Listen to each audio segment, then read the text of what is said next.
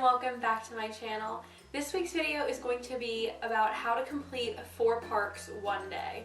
So basically completing 4 of the Disney parks in one day. And I did this during my Disney College program and I completed it successfully, and I even went to Disney Springs after. So, I mean, if you want to add Disney Springs to that, you can. But that is what I'm going to be talking about. So, let's talk Disney.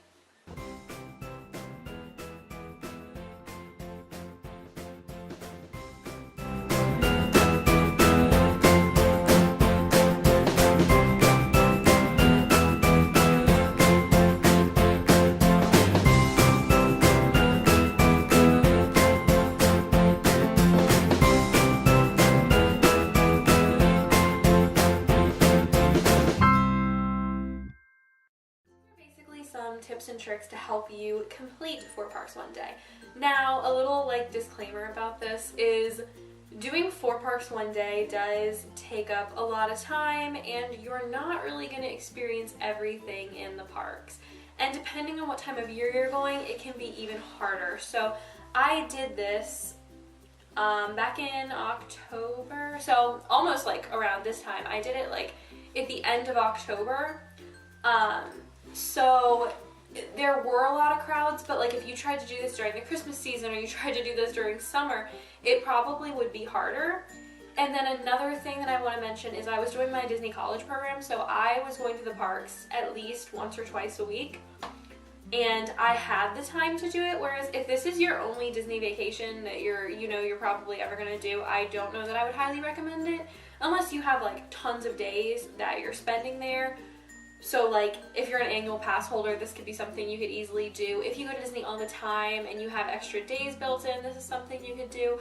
But I wouldn't recommend it if you really want to get the full Disney experience and you know you're not going to be there for long. So my first tip is to get up early. So when I did this, I got up really early. I figured out what park opened first and kind of planned it around that so I could go earlier.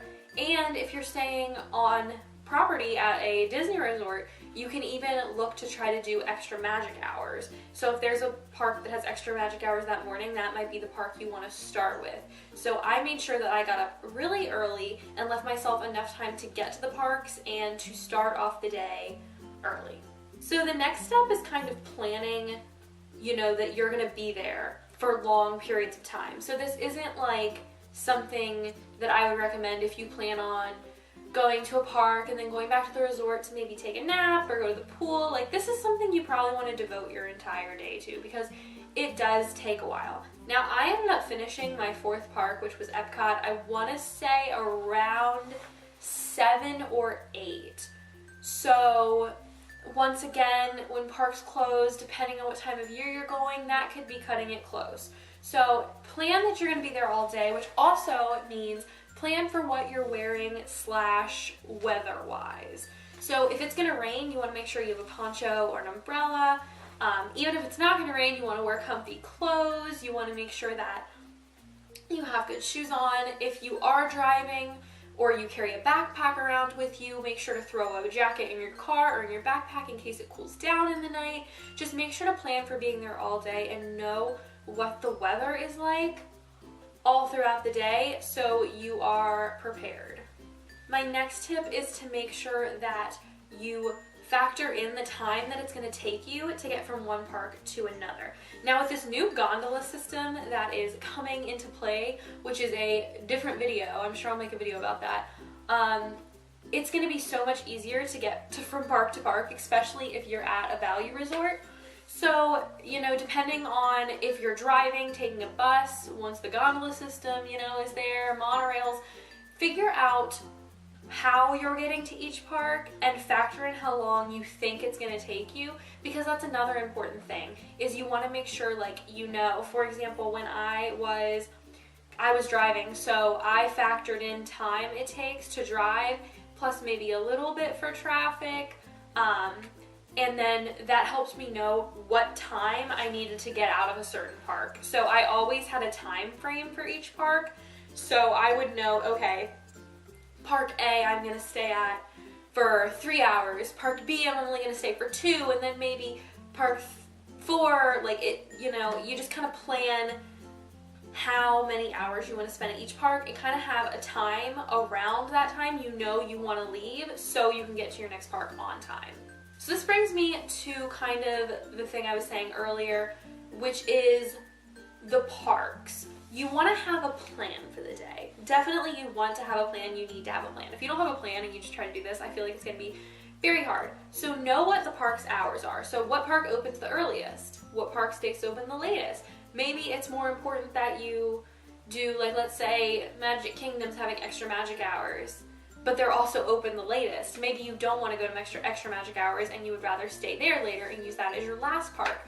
So the order that I specifically did was, I did Magic Kingdom, I did Epcot, not Epcot, I'm sorry, so Magic Kingdom, Animal Kingdom, Hollywood Studios, and then I ended on Epcot because of like all the food and wine stuff. So, you know, if you're going for a special event or something like that, like food and wine, maybe you do want to end on Epcot. I mean, it's really up to you and what time you're going. But you want to know what park makes more sense to go when. And then you also maybe want to decide, all right, well, this is lunchtime. I like this spot in this place, so maybe I want to be there during lunchtime. And then, like I said, you want to plan out how many hours you want to be at each park and what time you want to leave. Another thing that goes along with this with planning is you want to make sure you have a plan as to what you want to do. If you kind of just go into it, not really, you just kind of doing whatever, you might not actually get a great experience from it. Personally, what I planned is I would go in, I would ride at least one ride, I would get at least one snack, and I would meet at least one character. And I did that at all of the parks. So I feel like having that also helps, because then once you do that, you're like, okay, you know, we're running short on time. I'll head to the next park, because maybe you know the next park at Magic Kingdom, it might be harder to meet a character or something like that. So you can kind of plan ahead. So definitely have a plan and know what you want to do. My next tip is to be realistic. Now, like I mentioned before and multiple times, with the holiday seasons, it gets a lot more crowded at Disney. So look at a crowd calendar if you're not sure and try to figure out, there are like tons of them out there. Try to figure out, you know, what the crowds are going to look like, and, you know, if you think you're going to be able to do certain things. The time I was going, it wasn't really hard to meet a character, get a snack, and ride a ride. However, if you are, you know, going during Christmas or, I don't know, some holiday that's very, very crowded, you might find it harder to do more things. So, for example, getting a snack is something that doesn't really take long. You know, maybe a lot of the character lines are long and you decide, you know what, we'll ride 2 rides instead, or we'll plan to take a picture up against a Disney wall. Like something like that. It doesn't have to be obviously the things I listed. It's whatever you want to do, but just kind of plan for that and just be realistic in what you want to do. Along with being realistic, you also want to make sure that, like, you're not saying, I'm going to ride 5 rides, eat a full sit-down meal, I'm going to meet 4 characters, I'm going to circle the park 3 times, because, like, obviously, when you only have a certain amount of hours to do things, it's going to take a while, so definitely plan ahead for that too. And last but not least, do not give up. I know there are some people who have attempted 4 parks one day and not done it.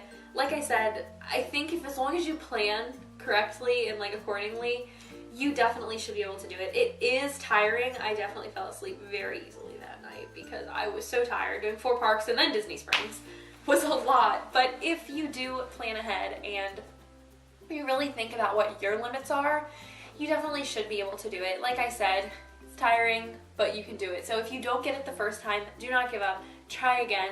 Figure out maybe what went wrong and then try something different. Well, that is all I have for this week's video. Make sure to like and subscribe. And as I always like to point out, if you do like my ears, I do have an Etsy shop that I will link down below where I make ears. This specific pattern, I think this pattern is on my Etsy. Maybe not. I'm not sure. I don't remember what exactly is on there. But yeah, so if you do like my ears, be sure to check that out. And I will see you guys next time. Bye!